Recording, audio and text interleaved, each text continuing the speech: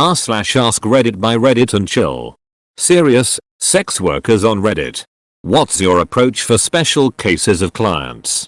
Like obviously depressed, sad, sick individuals etc.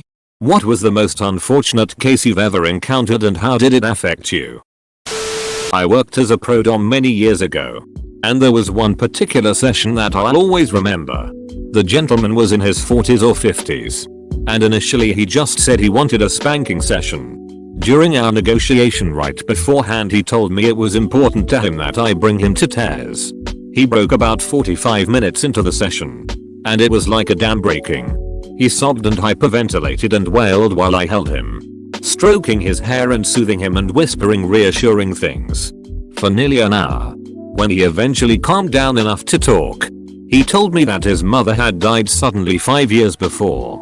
And that despite being devastated by it he hadn't been able to cry. Not once. His grief had been trapped inside for all that time. He couldn't let go enough to express it before that day. He called me about once a week for several months after. Just to thank me again. And each time he sounded brighter. Happier. By the last time we talked he sounded like a completely different person than the man I had met. It was wonderful to see him blossom. It's not a job I would ever return to. But that experience with him made the entire job worth it. While mine isn't sex work. I had been isolated and emotionally stunted for about a year. I was having problems with 2 guys I work with. Deployed. Away from my husband, with our own problems. And at a breaking point. A colleague helped me with a difficult project and we became friends. About a month later we were hanging out having drinks and I was so emotionally distraught I remember sitting on the floor holding onto his leg and just bawling. A year's worth of hurt, stress, pain, etc. just flowed out. He's still a really good friend of mine today.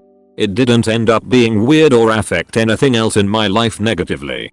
He was just there and could see I needed a friend. If he could help me with just that year. I can only imagine the difference you made in that man's life. It sounds like you changed it for the better and that's definitely something. A few years ago I had a client book me for a dinner date. During the date, he started crying and told me he just got a divorce. He and I started seeing each other often and I actually met his daughters once. It wasn't planned. His ex-wife was a demanding bitch. He loved his daughters so much. He loved to cook and would make this cute homemade lunches for them. He had a terrible time sleeping and he would often get drunk because he was trying to dull the pain. For a while he found a girlfriend but it turned out she just was using him for money. The last time I saw him he was talking about taking a vacation to Mexico. I didn't hear from him again for a while and I figured he must have found someone special. I'm not really sure what compelled me but I googled him. I found his obituary. To this day it kills me inside because maybe he wasn't really going on vacation. Maybe he meant he was going to kill himself. He died only about a week after the last time I saw him. I feel really guilty and I think of him often. He was a really nice person and I feel terrible that he won't see his daughters grow up. The one makes me really ducking sad. When I was 18, I was a phone entertainer, phone sex operator. There was one older gentleman who called every Monday without fail. His wife had passed away and they'd never had any children. So he was extremely lonely. He just wanted to talk to someone. I had the option of giving people free minutes, up to 1 hour per month. So he got all the minutes I could give. We talked, literally just talked about life, for about half an hour each week. He just wanted someone to talk to and share his life with. He passed away about a year after I started. I never got last names. But our dispatchers did. So when he didn't call 1 week, I messaged one of the dispatchers to see if she could find anything on him. I got a link to his obituary that day. Turns out, he was just an hour away. I went to that man's funeral and just broke down. His sister was there. And I guess seeing a 19-year-old girl crying like she lost everything got to her. I explained what he meant to me. I was in an abusive relationship at that time and he was the closest thing I had to a friend, and how much I would miss the talks we had. She ended up giving me his favorite Carhartt jacket after our talk. I still use it every winter and think about how it felt to talk to him. I'm so grateful for the time I had to know him and I miss him so much. If it weren't for him, I would still be in that relationship. But he gave me the strength and advice I needed to leave. R.I.P. Hooli. I miss you and still have a glass of Johnny Black every year for your birthday. That's really beautiful and made me cry. I'm glad you and Hooli had each other. When I was a pro dom I saw all sorts of really sick people and was a therapist almost as often as a sex worker. But one guy in particular stood out. He was a cute guy in his 20s. A bit shy and nerdy. And his kink was getting repeatedly kicked in the balls as hard as possible. He begged me to sterilize him. Which put me in such a difficult position. I wound up kicking him a few times. He came on the impact of one of the kicks. And then he started sobbing into my arms telling me that he didn't want to be sterile. I tried to talk to him to understand his fetish and see if there was a safer way to channel it. But I couldn't fully get through to him. It stood out because unlike a lot of other people I saw, I could tell he was really struggling with his fetish and was truly afraid of the consequences. He probably should make a deposit in a sperm bank as a just in case to ease his nerves. When I was sugaring, I know a client who would pay me serious bucks to dress modestly, light makeup, and tell me stories about school. It turns out he lost his daughter in a car accident, went to therapy to no avail, failed his marriage due to grief, and is very lonely. He simply misses little sunshine. I suppose. He called me sunshine. His gifts to me are also orthodox father gifts. A knit sweater, a journal, and once, a flower hair clip. He asked me once if I would like to go fishing with him. I declined. I played along naively at first. But then the situation made me extremely upset and I cannot deal with other clients. He was role playing so good. I guess sometimes reality slipped his mind. He asked me about dreams and goals. School. Teachers. Possible boyfriends. I sadly have to part ways with him after a couple of months. He understood that I have to move out. That is so sad. I hope he gets the closure he needs eventually. Veterans coming home from tour will be out with their boys celebrating and in a split second a lap dance will go from sexy to holding them while they cry. I think the physically close nature of a lap dance that resembles being held triggers something. Especially if an emotional barrier is down due to drinking. My approach is to let them be there as long as they need to be or until my bosses kick us out. It breaks my heart because there isn't anything more I can do. I want to tell them they can come back and cry as often as they want to and they're safe there, but I think the feelings are just so large that they want to avoid ever encountering them altogether. Only two have come back and only one of those two utilized it as a safe space. When I got back from Iraq I got a haircut from a pleasant young woman. At the end, she gave me a head and shoulder rub and I broke down into quiet sobs. It was just me and her in there and she gave me a hug for a few minutes. Sometimes just someone touching you without violence is supremely powerful. I work in a sex club and we have a program for mentally and physically disabled people who are getting money from the government to come to us. The most special one was with a man who was mentally and physically disabled and couldn't speak, so he could only let me know if he liked something with his eyes. 1 time means yes and 2 times means no. You need to take a lot of time and have patience with them. To me it's a big pressure to make it an amazing time for them and I always try my hardest so they can enjoy it. I always give them a little extra time because they only get in once every few months or so. Wow, this is interesting. The program at a sex club. A friend of mine worked as an escort on Craigslist back when that was a thing. She had a couple stories that stuck with me. One was a wealthy guy who initially hired her for sex, but ended up crying, and then paying her and a couple of our friends $20 an hour to piece together torn up pages of his ex-fiance's diary. She had broken it off out of the blue, shredded her diary and left. After many days they had reassembled enough to have part of a salmon recipe and a part that said she realized she was pregnant and got an abortion without telling him and then realized she didn't want to be with him. Another guy, upon learning she was into punk music, paid her to teach him about the history of punk music and what the important bands and albums were so he could have something to talk about with a woman he had a crush on who was also into punk. Oh man, I miss personals Craigslist. I understand why. But as a teen discovering my sexuality it was a wonderland. There was good and bad.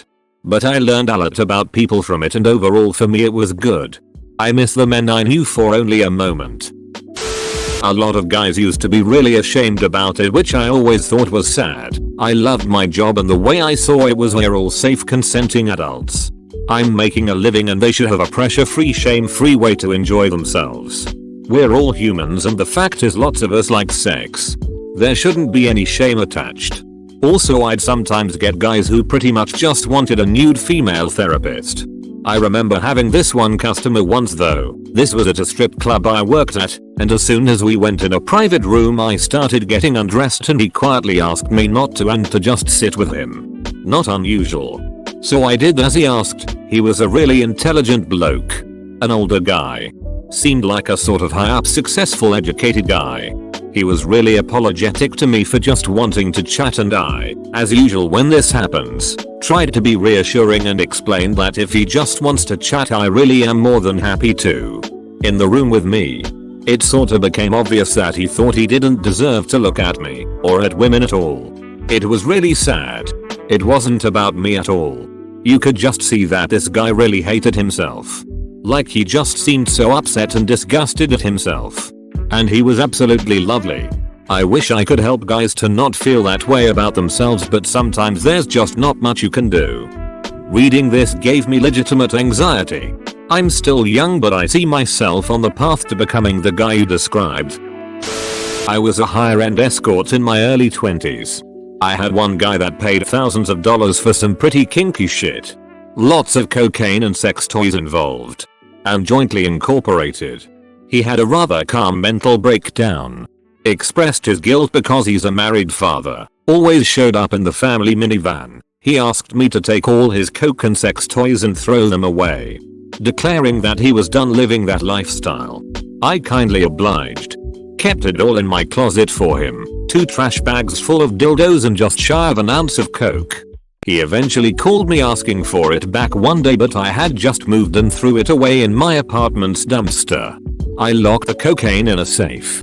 Used 2 rolls of duct tape for extra security and labeled it hazardous. I have sporadically wondered how he's doing. I hope he found peace. One way or another. Damn. That's a lot of dildos. I'm a pretty filthy individual, but I can't think of enough variety of dildos to want to buy that many. Different strokes, I guess. That's a cute story. Thanks for sharing. You sound like a nice person, and congrats on the dream job. I once got a call from a guy asking if my place was handicap accessible. I said yes and he showed up. I opened the door and he wheels in and I asked how he'd like to do it or what he was interested in. Turns out he was paralyzed from the waist down. He said he really enjoyed kissing to start, but that any kind of nipple play drove him crazy. I legit spent an hour sucking and biting this guy's nipples and it drove him crazy. I made my rate with no actual penetration and he seemed so very pleased to find someone willing to just suck on his nipples. Best appointment ever. I've also had a guy that messaged me saying he wanted to get to know me. This usually means he wants to bone for free and is trying to play my emotions to achieve this. But this guy was really just a lonely dude that worked too much and didn't have time for romance. I went to his place and just laid on his bed and talked for the entire time. I ended up doing this several times and felt really good about being able to be the someone he could just sit and talk to. Eventually he wanted it to go sexual, which was fine, but then he started cheaping out on me because we're friends. Now bro, I still gotta pay my bills. But initially it was very sweet. Years ago I saw some documentary that included a quadriplegic, mostly? It's been a long time, who still had some feeling in his hands. And his brain had somehow rewired his erogenous bits to his thumb and he could get an orgasm from getting it touched and played with. I always thought it interesting how the brain can rewire things like that. I was a so. I had a man in charge of a major charity organization that desired being degraded and humiliated. He was in this high position of power.